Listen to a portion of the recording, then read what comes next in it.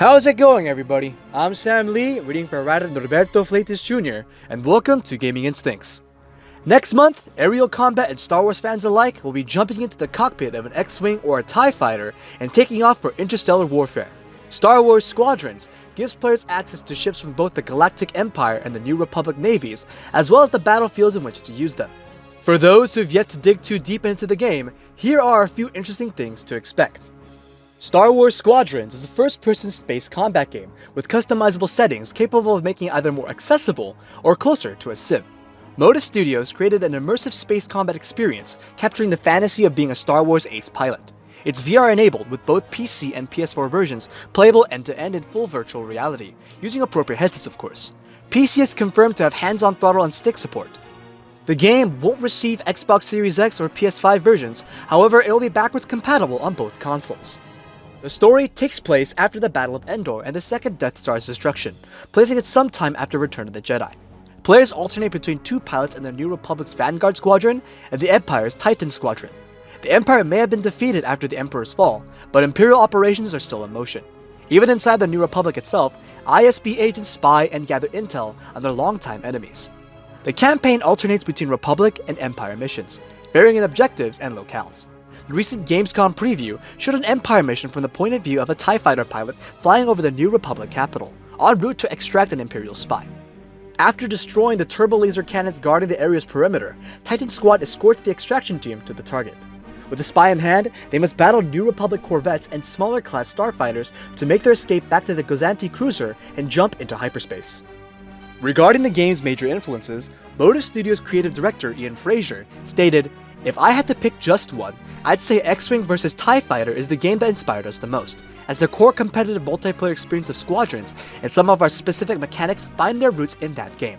Also, the dual-perspective single-player story of our game is influenced by how much we love the faction-specific, pilot-sized stories in the campaigns of X-Wing and TIE Fighter respectively. We wanted to capture some of each faction's unique perspective by alternating between two separate pilots over the course of the plot.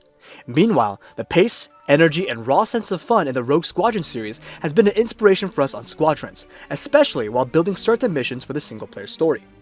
Fraser, however, goes on to explain that Squadrons is not a nostalgia play or cash grab. According to him, since the very beginning, they wanted to draw inspiration from the past, but avoid staying trapped there. Squadron's gameplay will sing to modern gamers with its new power management system, flight mechanics such as drift turns, and excellent amounts of both ship and player customization. Ship customization won't be only cosmetic either, with various ways to configure combat functions. With 4 ship classes on each side, there's enough variety to keep things exciting throughout the campaign. Vanguard Squadron uses X-Wings, A-Wings, Y-Wings, and U-Wings, while Titan Squadron has TIE Fighters, TIE Interceptors, TIE Bombers, and TIE Reapers. Fraser says each ship falls into a particular role during space combat: Fighter, Interceptor, Bomber, and Support. Though Galactic Empire ships don't have shields like the Republic's, they're more agile and have higher damage output, balancing combat on both sides.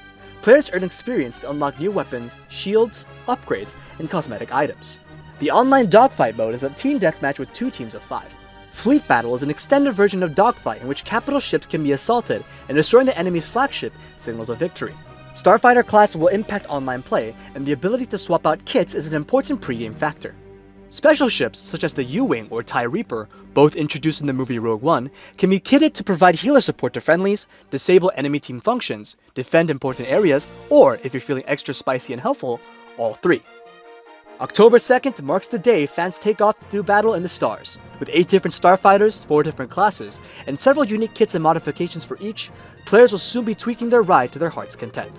It's clear Motive Studios devs put their hearts and souls into this project, and that it was important for them to capture the feeling of those old Star Wars space shooters. Prepare to be immersed in a galaxy far, far away. This has been Gaming Instincts. If you like what you saw, be sure to check out our website and subscribe to not miss out on upcoming content on all things gaming. And hey, also guys, we're now live on Trovo, a new awesome streaming platform where you can catch us every day starting at 1 PM EST for 8 to 12 hours of streaming goodness. You can find us at trovo.live/gaminginstincts or check out the description below for a link. So come join us, it'll be a blast. Thanks for watching, until next time.